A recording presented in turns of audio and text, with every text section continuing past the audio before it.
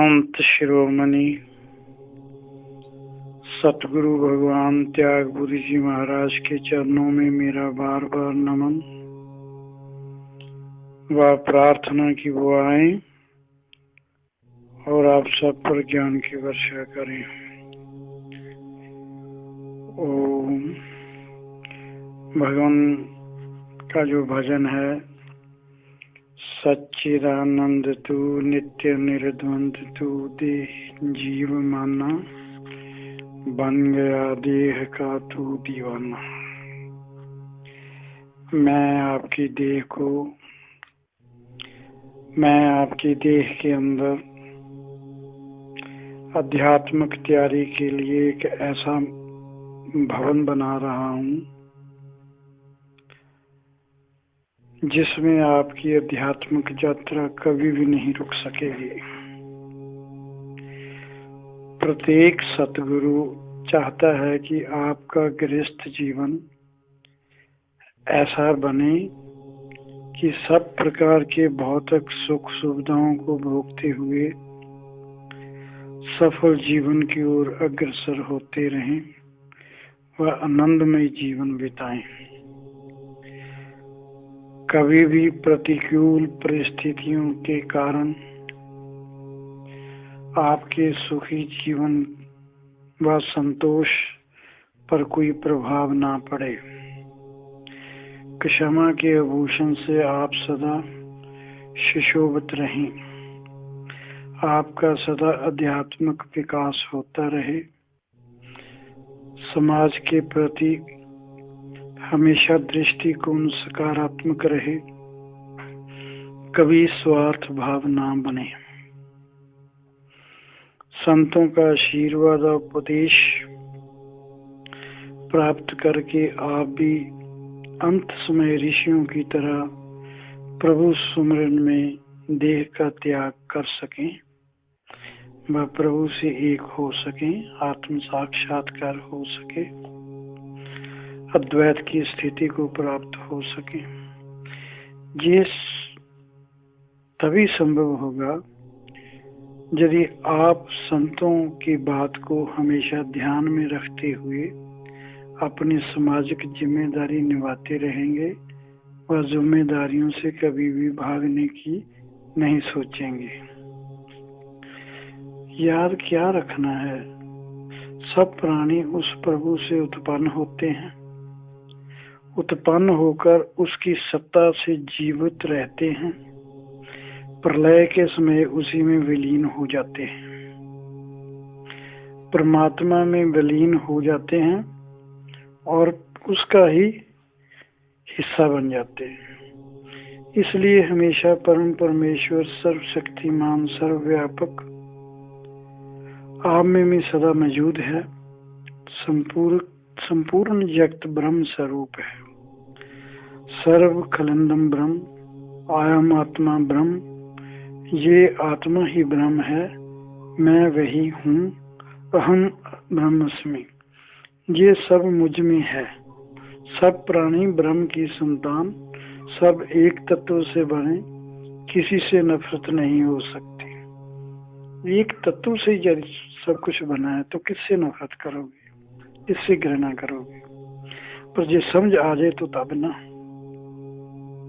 अध्यात्म यात्रा में पूजा नमाज हवन, जब भी आपकी यात्रा शुरू होगी, पहली सीढ़ी पर जब आप होंगे तब उसमें पूजा नमाज हवन ये पहली कक्षा के रूप में होता है।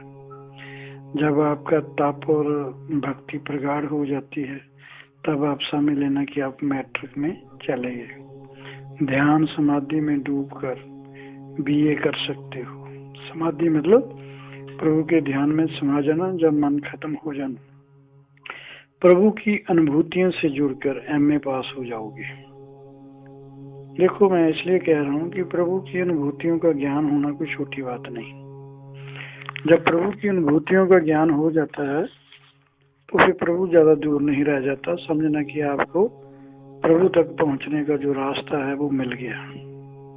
इन अनुभूतियों द्वारा इसी देह में रहते हुए वहां पहुंच सकते हो। इसीलिए इस देह को सबसे ऊंचा कहा गया। प्रभु की अनुभूतियों द्वारा जो इस देह में है, मैंने कल भी बोला प्रभु की अनुभूतियां इस देह में, अनुभूतियों को महसूस करने वाला, देखने वाला, जानने वाला, सुनने वाला इस देह में, और प्रभु खुद भी इस देह में। सो ये देह आपकी किसी तीर्थ स्थान से कम है या नहीं, ये आप खुद फैसला कर सकते हैं। जहां से ये अनुभूतियां आती हैं, कहां से आती हैं? प्रभु से आती हैं।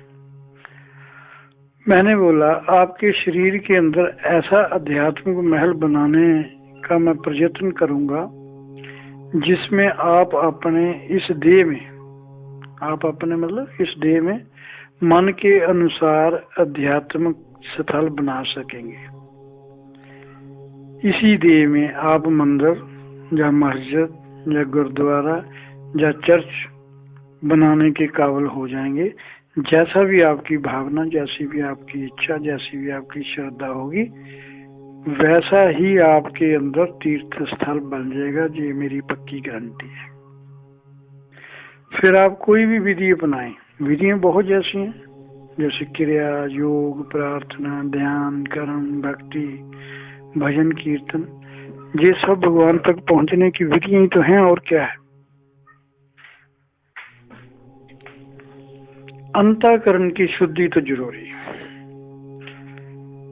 जिसका प्रयास कर रहे हैं हम, अंतःकरण का शुद्ध अवस्था में जो आप देह में मंदिर बनेगा, जब आपका अंतःकरण पूरी तरह शुद्ध हो जाएगा, जब इस देह में फिर आप जो भी मंदिर बनाएंगे, फिर तो सब तरह के आध्यात्मिक स्थल बनाने का रास्ता आपके लिए बिल्कुल साफ हो जाएगा। फिर आप चित्त जो 7 चक्रों से संबंधित है यात्रा शुरू कर सकते हैं, व सिद्ध व अद्वैत अवस्था तक पहुंच सकते हैं। इससे पहले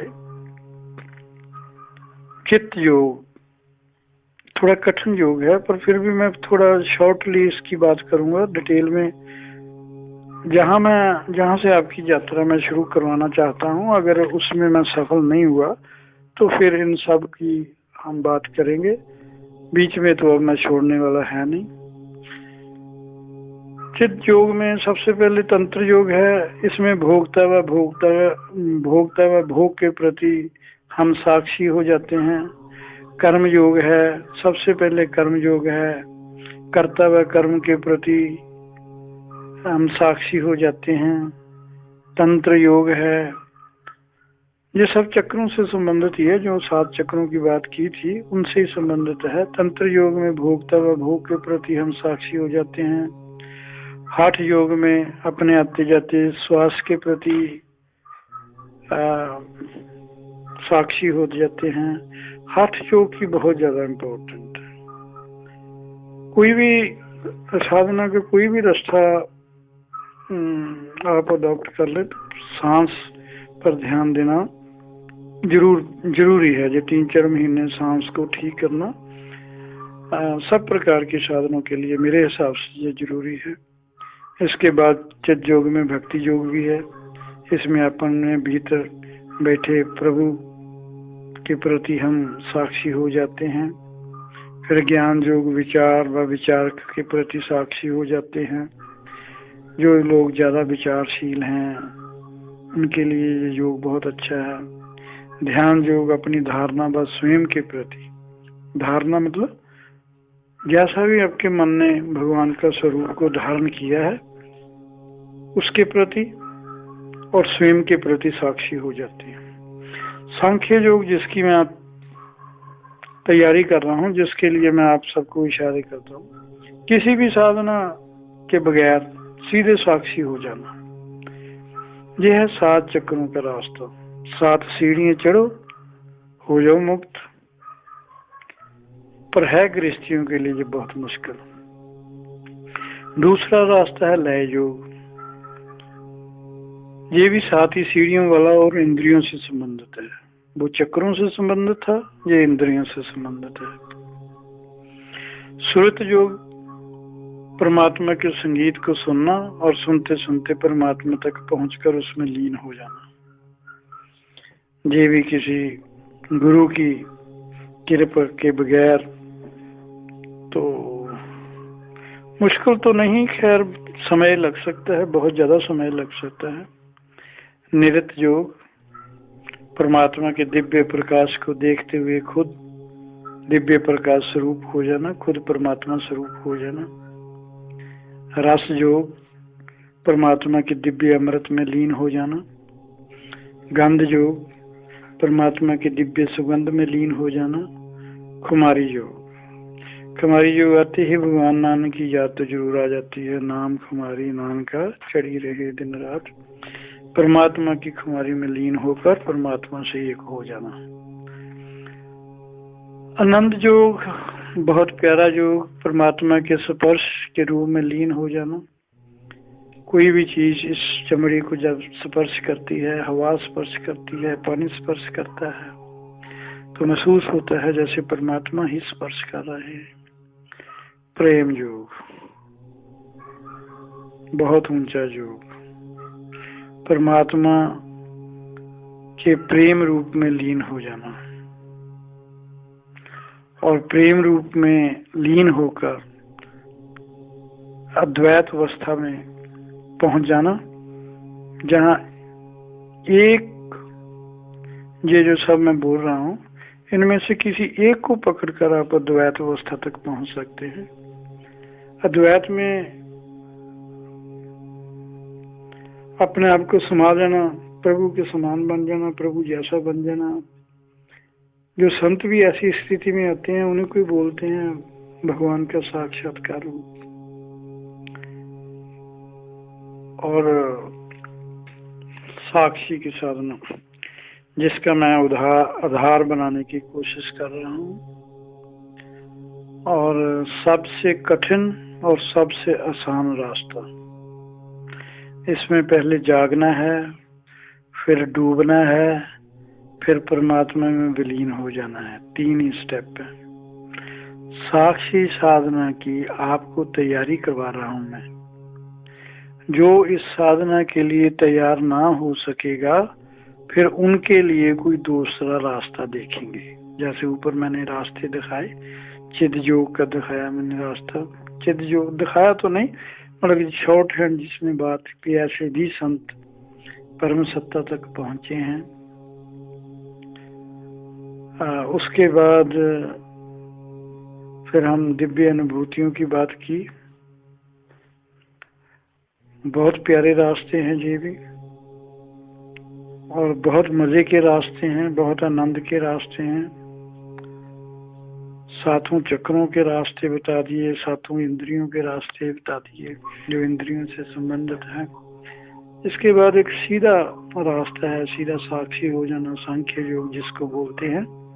इसी को लेकर मैं चल रहा हूँ, क्योंकि मेरे को मालूम है कि गृहस्थ में हठ करना इतना आसान नहीं है, आज्ञा चक्कर डेवलप करना इतना आसान नहीं है, शास्त्रार्थ को सक्रिय करना इतना आसान नहीं है। सो आसान और कठिन दोनों ही कह रहा हूँ, उसके लिए मैं आपकी तैयारी करा रहा हूँ। फिर नई बात बनेगी तो दूसरा को देखेंगे, पर बीच में तो छोड़ने वाला नहीं। सतगुरु की कृपा है मेरे पर, पूरा उनका आशीर्वाद है, और जिस पर सतगुरु की कृपा हो उसका कोई काम अधूरा रह नहीं सकता, उसका कोई संकल्प अधूरा रह नहीं सकता। जैसे मैंने अपने संकल्प की बात पहले भी की थी कि जो योगी लोग जंगलों में जाकर नहीं पा सकते, आप गृहस्थ में पा सकोगे, ऐसा मैं आपको बनाने की पूरी कोशिश करूंगा। जो सबको छोड़ कर संसार से भाग कर चले जाते हैं और फिर भी अपने जो एम में कामयाब नहीं हो जाते, आप गृहस्थ में रहकर सब कुछ भोगते हुए वहां तक पहुंच सकते हो। शॉर्ट हैंड बात तो यह कि सकारात्मक दृष्टिकोण, दृष्टि अपने ऊपर रखना, इसकी बात बहुत की मैंने, जो इससे पहले बोला कि अपनी दृष्टि को सकारात्मक बनाना बहुत जरूरी। अपनी दृष्टि को अपने भीतर रखने बहुत जरूरी। थोड़ी सी बात गुरु के प्रति भी की, गुरु के प्रति आगे भी बात करेंगे। आगे बात होगी श्रद्धा की व प्यास की। 4 चीजों तो जरूर चाहिए, श्रद्धा, प्यास। श्रद्धा व प्यास के लिए दृढ़ संकल्प। दृढ़ संकल्प के बगैर श्रद्धा भी कभी टूट सकती है, प्यास भी डामाडोल हो सकती है, और इसके साथ परफेक्ट गुरु। सो श्रद्धा, प्यास, दृढ़ संकल्प, परफेक्ट गुरु। बोला श्रद्धा भी डामाडोल हो सकती है, संसारिक प्रॉब्लम्स के कारण प्यास भी कम कभी ज्यादा, कभी खत्म भी हो सकती है। श्रद्धा व प्यास डामाडोल ना हो, इसलिए दृढ़ संकल्प जरूरी। संकल्प भी हाथ या देखो देखी नहीं होना चाहिए। अपने भाव जैसा मन में भाव है वैसा ही आपका संकल्प होना चाहिए। सतगुरु भगवान के पास कई आए, छोटी सी घटना सुना रहा हूं। सतगुरु भगवान त्यागपुरी जी के पास मेरी जानकारी के अनुसार बहुत लोग आए संत बनने के लिए, जिनके मन में ये इच्छा थी कि हमें सतगुरु भगवान अपने हाथ से संन्यास देकर भगवे कपड़े डलवाए। भगवान ने किसी को चोला नहीं दिया। मेरी जानकारी के अनुसार जितने भी उनके पास आए उनमें से किसी को भी भगवान ने चोला नहीं दिया, और जिसको चोला दिया उनको उन्होंने खुद बुलाया कि मेरे पास आओ। जो उनके पास पहले आए उनके संकल्प के पीछे वैराग्य नहीं था, कोई ना कोई भावना थी, कामना थी, और उसी भावना व कामना को पूरी करने के लिए वे संत बनना चाहते थे। इनमें 1-2 तो ऐसे थे जो संसार में पूजनीय बनना चाहते थे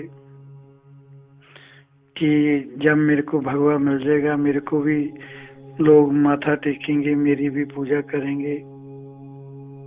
कोई इसलिए बनने आए थे कि बाप को मजा चखाना है, अकेला वारिस हूं, संपत्ति काफी है, और अकेला होने के बावजूद भी मेरा बाप मेरी मांगों को पूरी नहीं करता, मेरी जरूरतों को पूरी नहीं करता।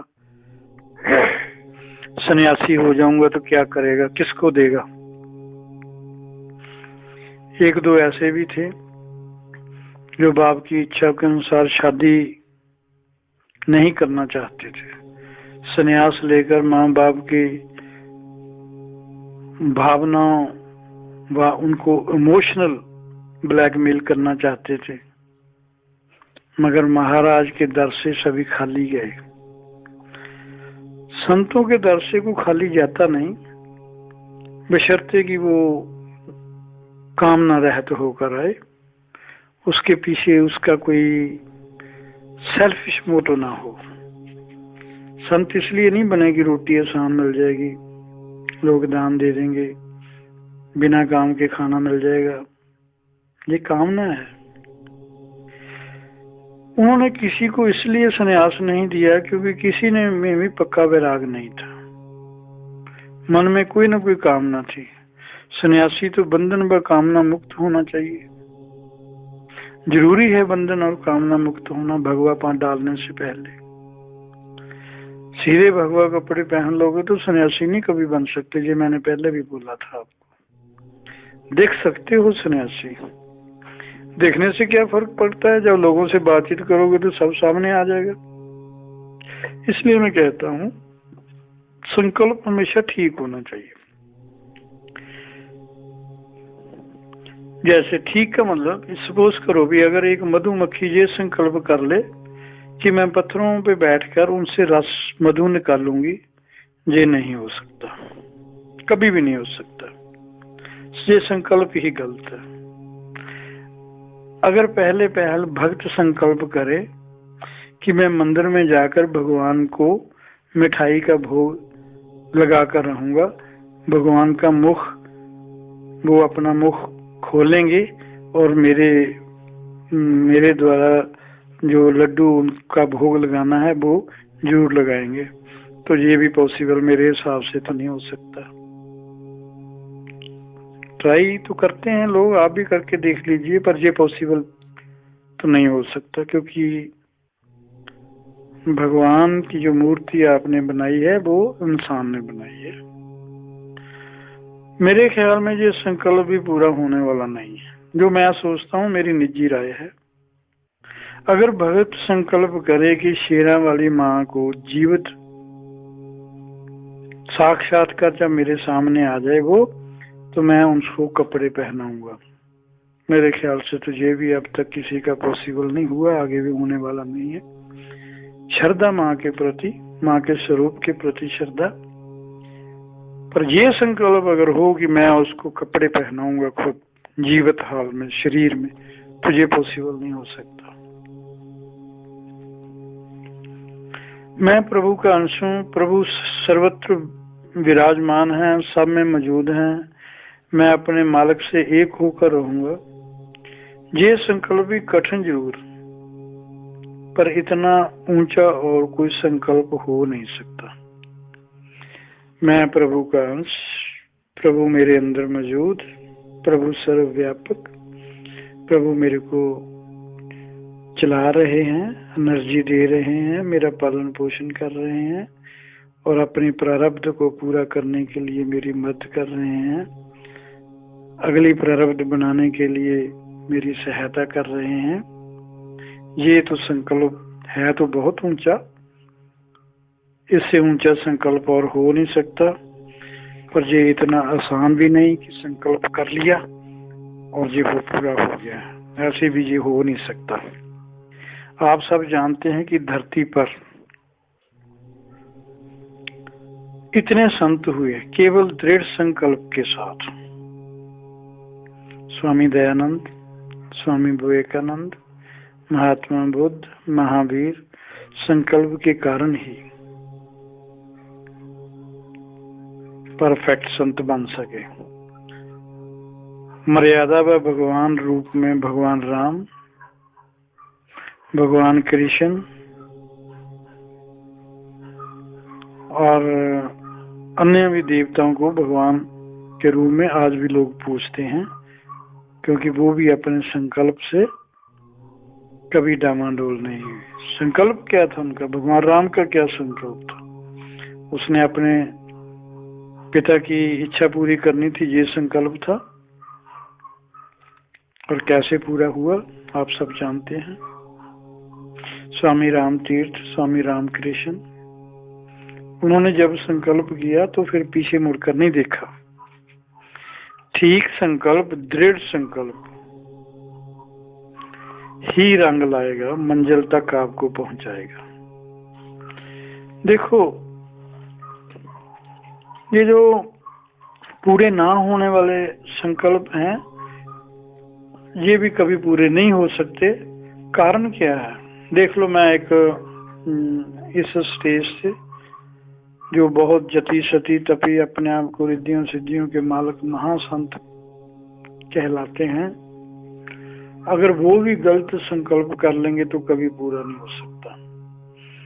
फॉर एग्जाम्पल, अगर कोई संत संकल्प करे कि मैं सब संसारियों के कष्टों को दूर करूंगा, मैं इनकी प्रारब्ध को बदल दूंगा, या ये संकल्प करे कि मैं अपने तप के बल पर संसार के सब उग्रवादियों को सद्बुद्धि प्रदान करके विश्व में शांति स्थापित कर लूंगा, या ये संकल्प करे कि मैं अपने तप व रिद्धियों सिद्धियों के बल पर सभी परमाणु अस्त्रों शस्त्रों को निष्क्रिय कर दूंगा और विश्व को जिन एटम बम्बों के संकल्प के एटम बम्बों को भय से मुक्त कर दूंगा, ये संकल्प भी गलत है। इसे साधना के बल में कोई भी पूरा मेरे हिसाब से नहीं कर सकता। इसीलिए मैं पहले बोला था कि जो ये दावा करते हैं कि आप मेरे पास आए, मैं आपके सब कष्ट दूर कर दूंगा। ये नहीं हो सकता, ये कभी नहीं हो सकता। आपकी प्रारब्ध को कोई चेंज नहीं कर सकता। अगर कोई संकल्प करे कि मैं अपने साधना के बल पर संसार से भ्रष्टाचार, अनाचार, दुराचार खत्म कर दूंगा, तो ये संकल्प करे जब किसी का हाथ किसी को कत्ल करने या रिश्वत लेने के लिए उठे तो उसके हाथ को अधरंग हो जाएगा, तो ये संकल्प ही गलत होगा। क्योंकि जो लोग ऐसा दुराचार करते हैं उनकी बुद्धि ही अपने कर्मों के कारण ऐसी बनी। देखो, संसार सरकारों के पास, चाहे वो प्रधानमंत्री हो, चीफ मिनिस्टर हो, उनके पास कितनी फोर्स होती है, कानून भी होता है, कॉन्स्टिट्यूशन भी अलाउ करता है, फिर भी वो इनको नहीं रोक सकते। ना तो उग्रवाद को रोक सकते हैं, ना कत्लो गारत को रोक सकते हैं, ना रिश्वत पर अब तक कंट्रोल कर सकते हैं। किसी भी युग में या किसी भी युग का इतिहास पढ़ लो, चाहे सतयुग हो, सब में ऐसा होता रहा है। हम भी, मतलब सभी संत दया, करुणा, प्रेम की सेवा करने का उपदेश देते हैं ना। मगर हमारे इतिहास में शाप देने वाले ऋषि भी पैदा हुए। आज भी संत के भेष में लोगों को गुमराह करने वाले हैं और कर रहे हैं। चलो इन बातों को छोड़ो, अपनी बात करो। आप भी रोज संकल्प करते हो, 10 दिन या 1 महीना या 1 साल बाद कोई ना कोई बहाना लगाकर संकल्प तोड़ देते हैं। मन टिकता नहीं, बार बार संकल्प करते हो, नया नया बहाना बनाकर संकल्प को तोड़ देते हो। अगर संकल्प गलत होगा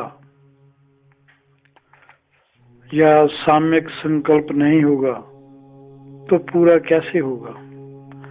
आज मैं ये कहना चाहता हूँ, आप घर जाकर ध्यान से सोच विचार करें और फैसला करें कि शांति में जीना है, लोभ में जीना है, मोह में जीना है। क्योंकि संकल्प करना है, आत्म विश्लेषण करना ही पड़ेगा। भय में जीना है या वासना में जीना है, जीना तो पड़ेगा ही।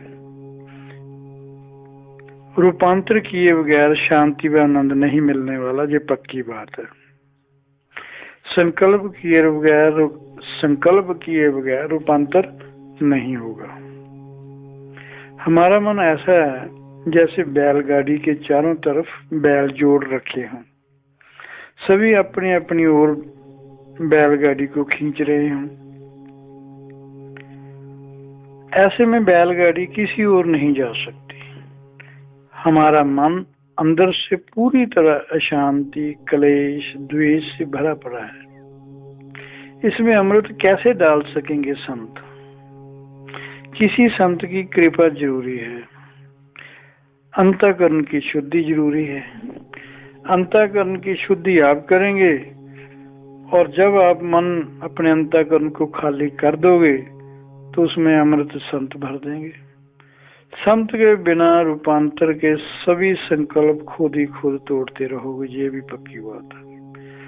अगर ठीक संत आपकी जिंदगी में नहीं आते, ठीक गुरु आपकी जिंदगी में नहीं आता, तो आपका ना तो कभी पूरी तरह आत्म शुद्धिकरण हो सकता है और ना ही किए हुए संकल्पों को आप पूरा कर सकते हैं। मेरी बात अगर झूठी है तो आप अपने बीती हुई जिंदगी पर जरा गौर करके देख लीजिएगा। जो जीवन बीत गया उसको याद करना आज जाकर। जिसके प्रति कभी बहुत श्रद्धा थी, अब मन में उसके प्रति श्रद्धा गायब क्यों हो गई? जो आपको सबसे प्यारा मित्र था, वह अब दुश्मन कैसे बन गया? जिसे जान से भी ज्यादा प्रेम करते थे,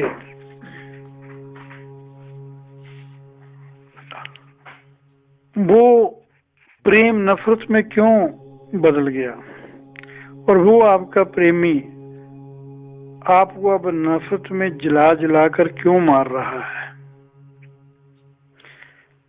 देखो,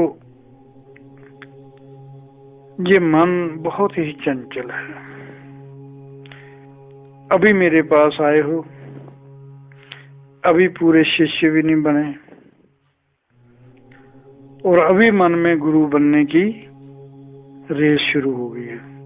जो कुछ जहां सुनते हो, बाहर जाकर दूसरों को सुनाकर उनका भला करने की कामना करने लगे हो। अधूरी यात्रा में ही गुरु बनने का मन में चला रहा है।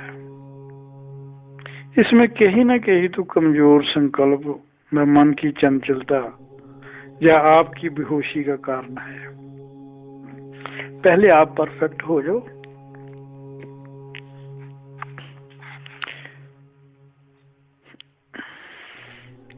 ओम हरि ओम।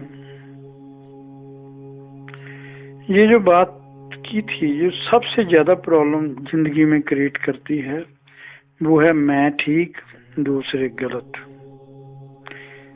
मैं ठीक दूसरे गलत। ऐसे लोग किसी का सुझाव या राय मानना तो एक तरफ, सुनना ही नहीं चाहते। संतों से मन की चंचलता खत्म करने के उपाय सीखो। ये संत ही बताएंगे। संकल्प का भाव भी मन में, और उसे बदलने का भाव भी मन में, चंचलता भी मन में, और उसे बदलने का भाव भी मन में, चंचलता भी मन में। वह इन सब चीजों को देखने वाला साक्षी भगवान, मन के ऊपर नजर रखने वाला भी इसी देह में। मन की चंचलता, मन के संकल्प, उन संकल्पों के बाबत उठक बैठक, सब पर नजर रखने वाला भी आपकी देह में, पर वो आपके काम में कोई दखलंदाजी नहीं करेगा। आज से मन के सभी विरोधाभासों को खत्म करो। ये करूं ये ना करूं, ना प्रेमी बनो ना दुश्मन बनो, ना हठी बनो ना आलसी बनो। जल्दबाजी मत करना। भावनाओं में बहकर जब भी कोई संकल्प करते हो, वो कभी पूरा नहीं चलेगा। पहले बहुत धैर्य से आत्मनिरीक्षण करना। ये करूं या ना करूं, इस स्थिति से ऊपर उठो। डबल माइंडेड मत हो। सभी भीतर द्वंद्वों को खत्म कर दो। यही संकल्प पूरा होगा। यही संकल्प पूरा होगा। मैं इसे पूरा करके रहूंगा। ये कभी मत सोचना कि ये मेरा संकल्प पूरा नहीं होगा। हमेशा अपनी सोच को सकारात्मक रखना। सही संकल्प पूरा नहीं होगा, ऐसा कभी नहीं सोचना। ये पूरा ही होगा, ये पूरा करके ही रहूंगा। हमेशा सकारात्मक दृष्टि रखना अति जरूरी है। हठ योगी गृहस्थ में मत बनना, इसकी मैं सलाह कभी नहीं दूंगा। देखो, ये अध्यात्म की मैं नींव अब भर रहा हूं। इशारे हैं मेरे। जो कुछ मैं आपकी पर्सनालिटी में चेंज चाहता हूं, जो कुछ मैं आपकी आत्मा का रूपांतर करना चाहता हूं, बार बार चीजों को मैं दोहरा रहा हूं कि जब भी यहां से आप जाएं, जब भी फिर आत्मनिरीक्षण घर जाकर करें, आप सबको वो मेरी कही हुई बातें जरूर याद आ जाए। आज बात कर रहा हूं मैं दृढ़ संकल्प की। दृढ़ संकल्प पर अब कुछ कथा करके बताएंगे। कथा इतिहास का कोई रेफरेंस देते हैं, इतिहास में कैसे कैसे संकल्प किए व पूरे किए। मैं एक छोटी सी बात करता हूं कुंती के मन में भाव उठा कि क्या क्षत्राणियां इसलिए बच्चे पैदा करती हैं कि वह अपना हक ना मिलने के कारण भीख मांगते फिरे। भाव उठने के बाद गहन विचार किया होगा। फिर उसने अपने संकल्प को भगवान कृष्ण तक पहुंचाया। क्या था संकल्प? संकल्प था या तो मेरे पांचों पुत्र अपना हक लेने के लिए युद्ध में मर जाएं, युद्ध करें और युद्ध में मर जाएं, और जब पांचों पुत्र अपना हक लेने के लिए युद्ध में विजय प्राप्त करें, जब मरें या प्राप्त करें।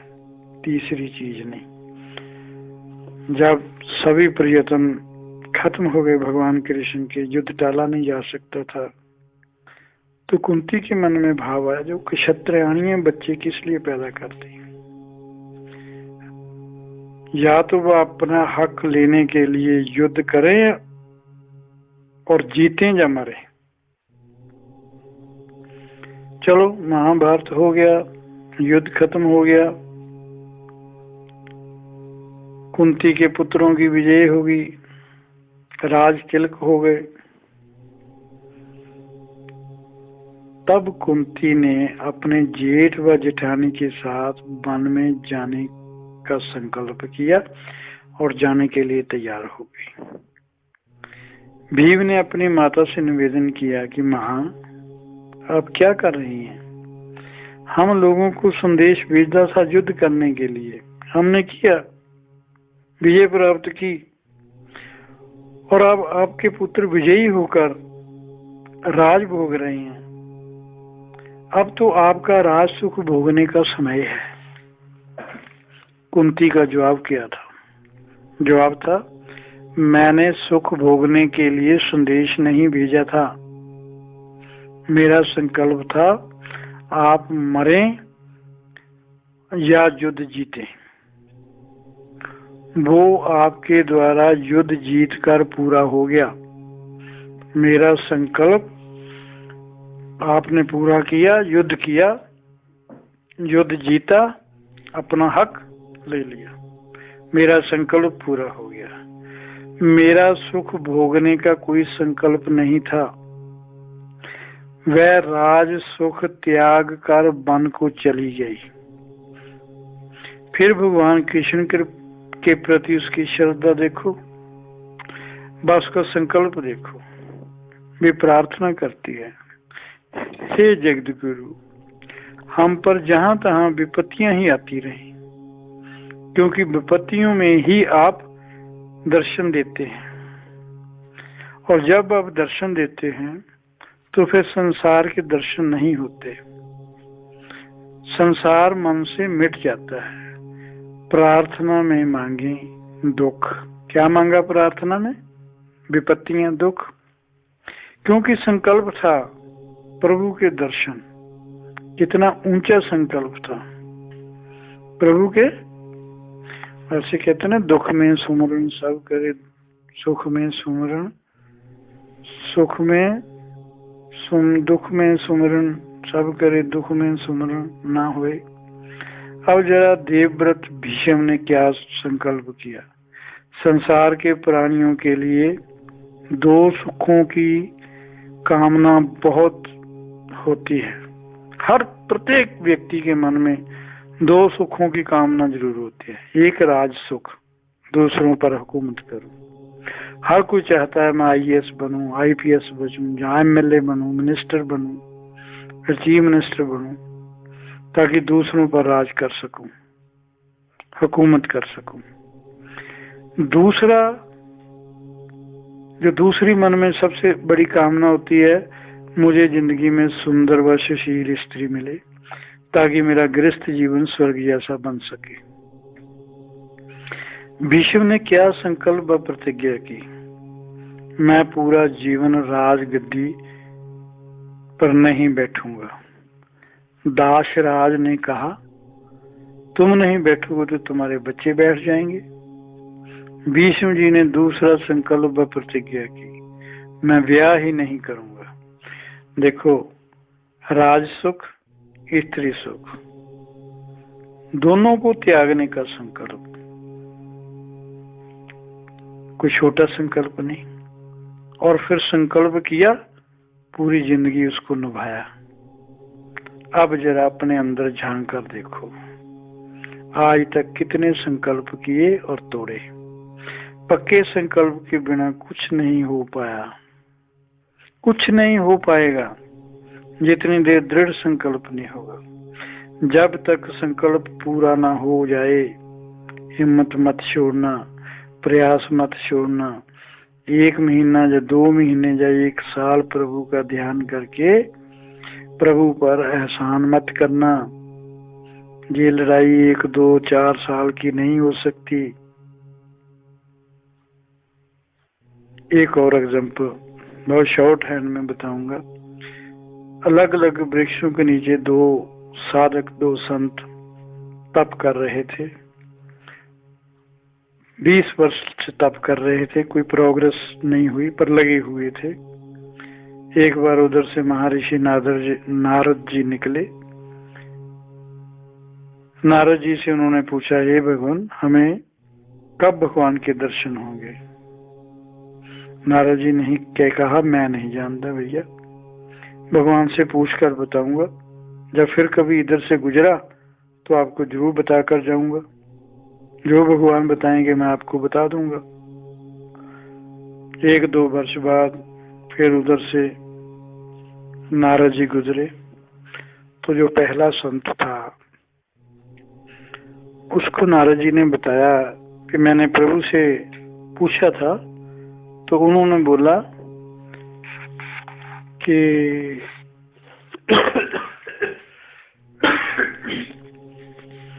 उन्होंने बोला कि इस वृक्ष के ऊपर जितने पत्ते हैं उतने जन्म लगेंगे आपको भगवान का साक्षात्कार होने में। उसको बताकर नारद जी चल गए।